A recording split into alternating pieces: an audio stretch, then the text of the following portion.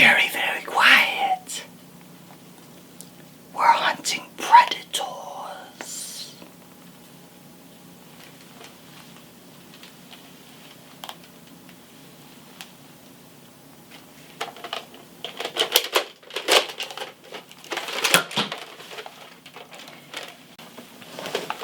Well, greetings, and thanks for coming back to the channel. I've had comments and people have called and spoken to me personally, people who've known me for years. They said, John, that last video, you were pretty dark. And you were pretty, and you were pretty vulgar. Yes I was.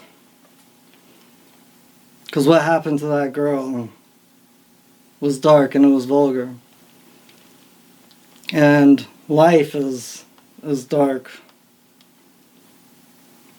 and can be vulgar. And that's why we have things like courts and society. And so that we don't have to experience that all the time. So that we can try and make this world a better place. On earth as it is in heaven. And in fact, the entire reason I study law is so I won't have to carry a real one of these someday. Or have to wear something like this all the time. And with that in mind, I wish to talk about John Locke. And this wasn't my idea for the next video. It just kind of came to me as I heard what people were talking about with the last one. For anybody who doesn't know, and I can't remember everything it says, so I got my trusty little paper here. But John Locke wrote the 2 Treatises of Government, which has the 2nd Treatise of Government, which is what our country is based off of in a large way. It's what our Constitution's based off of. And what John Locke would say about the state of war is, the state of nature has a law of nature to govern it, which obliges everyone, and reason, which is that law, teaches all mankind, who will but consult it. That being all equal and independent, no one ought to harm another in his life, health, liberty, or possessions. For men being all the workmanship of one omnipotent and infinitely wise Creator. Basically what he's saying is that we're all equal in the eyes of the Father. In the eyes of the Creator of all things. Whatever you believe that is. And when you start transgressing over someone's rights, then you violate that law. You violate the rights in which this Creator gave to all of us.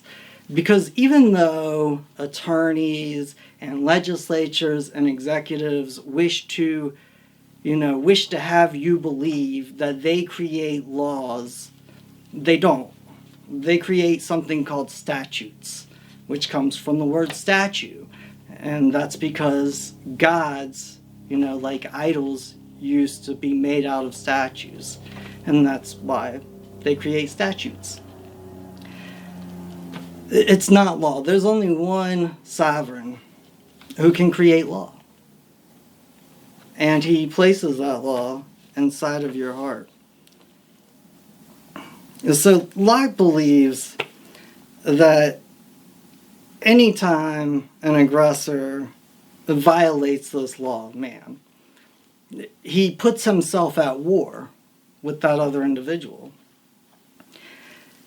And by doing so, that individual in the law of war has the right to annihilate him, or to attack him by any means necessary, or do anything that's necessary and proper to defend himself. If one were to violate the law of nature in the state, retribution according to the severity of the breaking of these laws was to be applied to the lawbreaker. One man may be subject to another. This is where the whole idea of jurisdiction comes in. And in law, in my opinion, Greg Newman is just as much of a violator as the actual rapist for allowing him to be let go.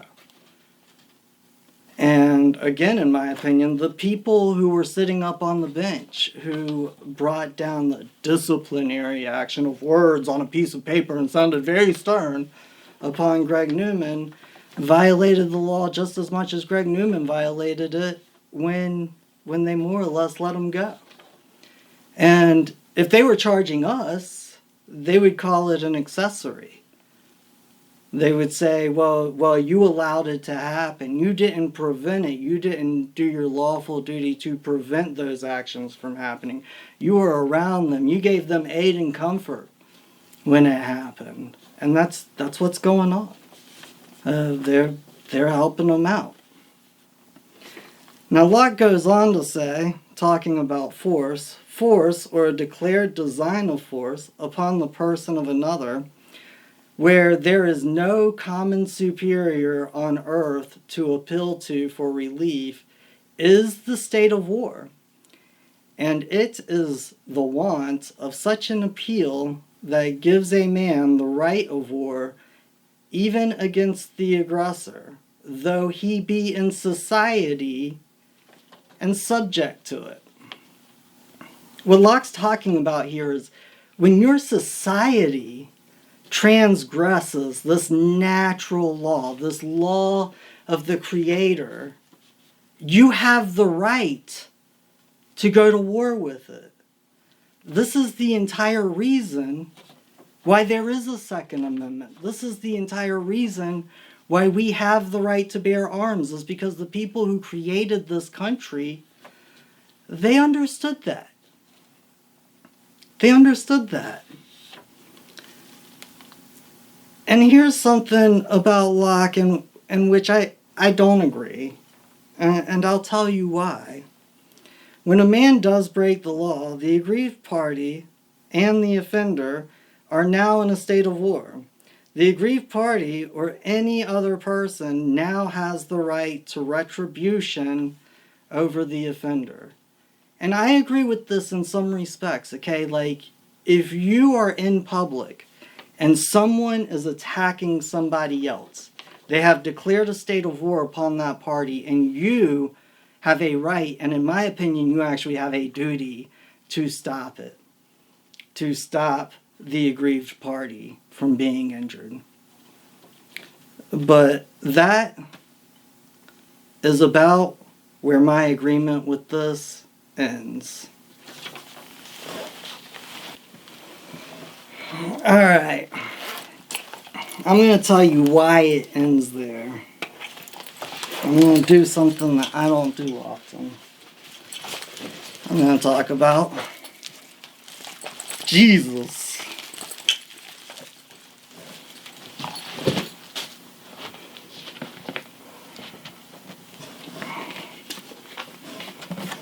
Like I said, everything I do is in hopes and wishes.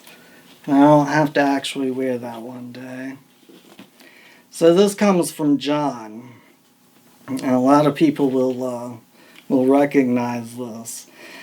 And early in the morning he came again into the temple, and all the people came unto him. And he sat down and taught them. And the scribes and the Pharisees brought unto him a woman taken in adultery. And when they had set her in the midst, they said unto him, Master, this woman has taken in adultery in the very act. Now Moses in the law commanded us that such an act should be stoned. But what sayest thou? This they said, tempting him, that they might have to accuse him.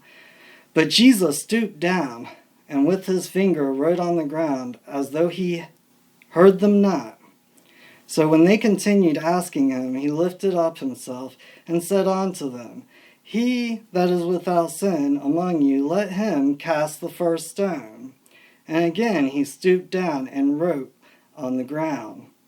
And they which heard it, being convicted by their own conscience, went out one by one, being at the eldest, even unto the last. And Jesus was left alone, and the woman standing in the midst. When Jesus had lifted up himself, and saw but the woman, he said unto her, Woman, where are thine accuser? Hath no man condemned thee? She said, No man, Lord. And Jesus said unto her, Neither do I condemn thee. Go and sin no more.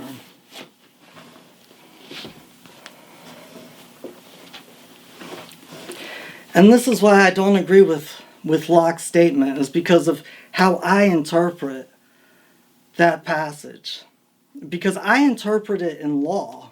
Jesus was a Jew teaching Jewish law to Jewish people. And that's why they said the law of Moses commands this. And so they invoke the law of Moses.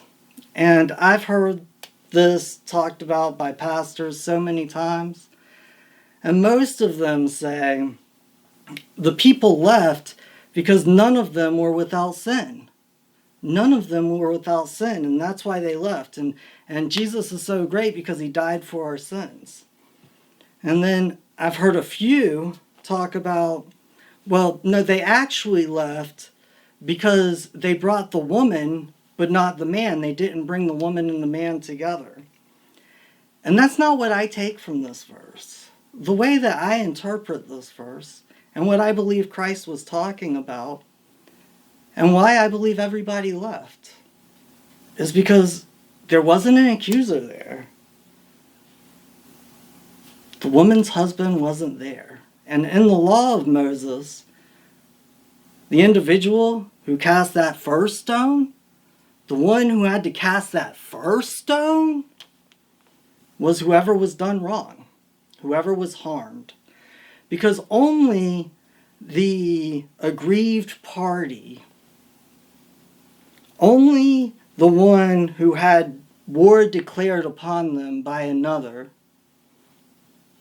has the right to pass judgment or allow judgment to be passed. If they don't feel so strongly about it, that they don't cast the first stone, no one else is allowed to. And what that also says is, there has to be an accuser for you to go to court. There has to be somebody saying, that man, that woman did me wrong. Because if there's not, then there's no reason to be at court. And one thing that I believe so many people don't see, or don't choose to see, or don't want to see, is that the government and government actors have declared war on the population. And you might say, John, that's crazy. That's crazy. Is it? I mean, they told you they declared war on poverty. Who's poor? People within the populace, the population. They told you they declared war on drugs. Who does drugs? The people within the population. They told you they declared war on terror. Who does terror? Terrorists. And, that's kind of gone down, whereas poverty and drug use has gone up. But the war on terror gave them an excuse to tap everybody's phones, start looking at you online, get into every aspect of your life. And you don't think that they might look at you as an enemy? And now, what have they declared war on? They've declared war on a virus. And how do we know who the enemy is? Because, we're not saying we're declaring war on you, we're declaring war on the virus, but how do we identify the combatant? Well, we'll just look for the symptoms. Well, what are the symptoms? Well, one of the symptoms is that you don't have any symptoms. And think about it, like, they're talking about arresting people who don't wear masks. We gotta protect y'all, you have to wear a mask. But they're gonna let Greg Newman walk for letting another man walk on child rape charges. And if that doesn't get you upset, if that doesn't show you a little bit of something that's going on in our society, I just don't know what will. I don't know what will. I think it's atrocious what happened to Vio. And I just couldn't understand any other parent that didn't feel the same way.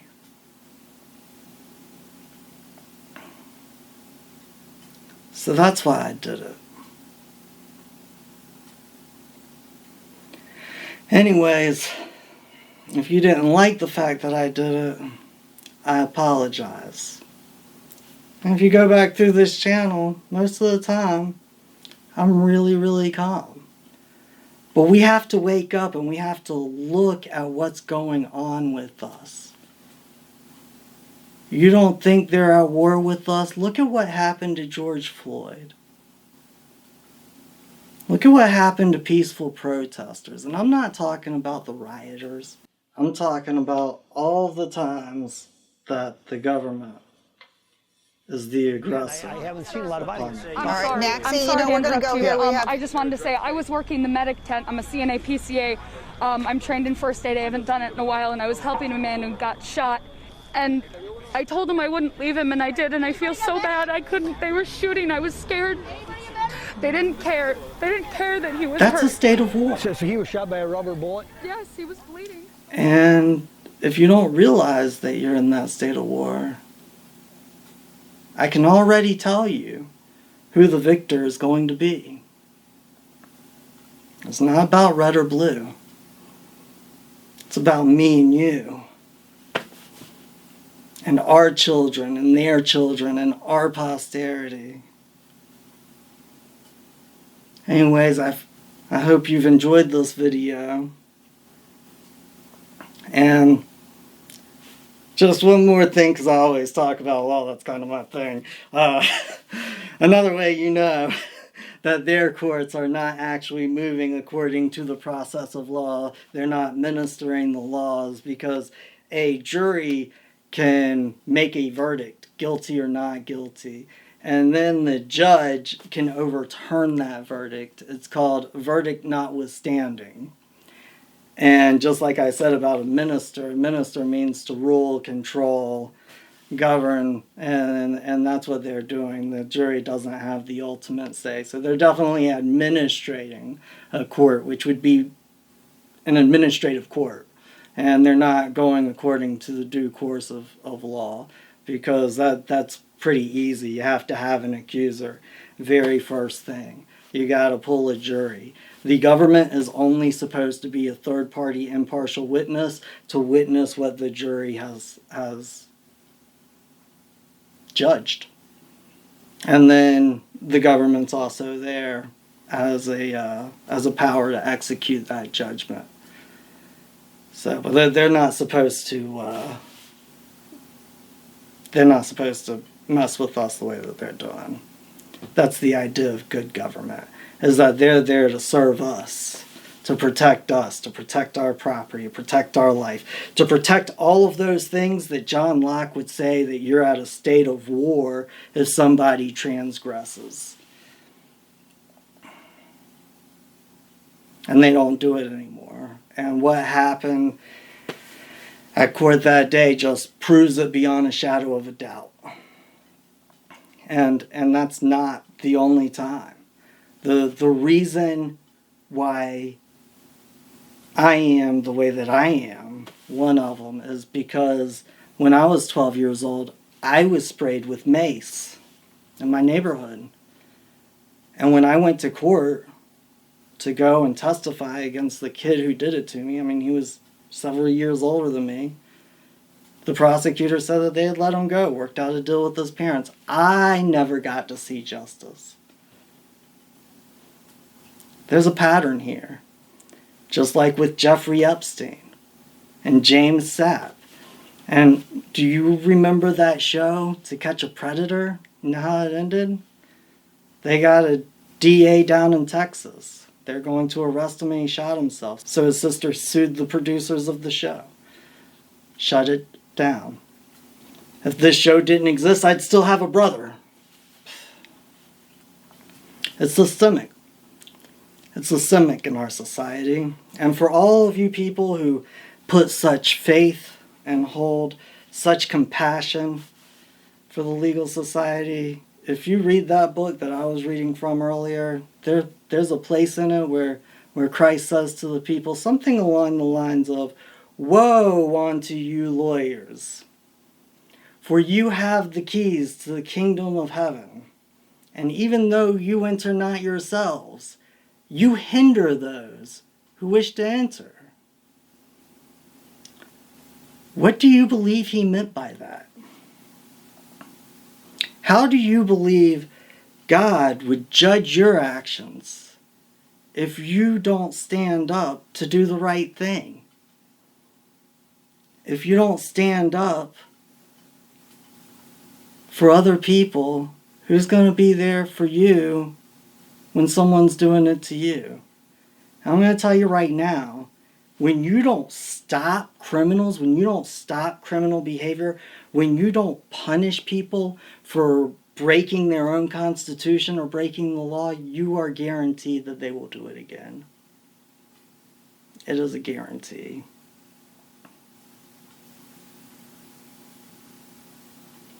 Anyways, thanks for listening. I'm glad you stayed this far in the video. Please like, share, comment, subscribe if YouTube will allow you to, because sometimes it won't allow me to.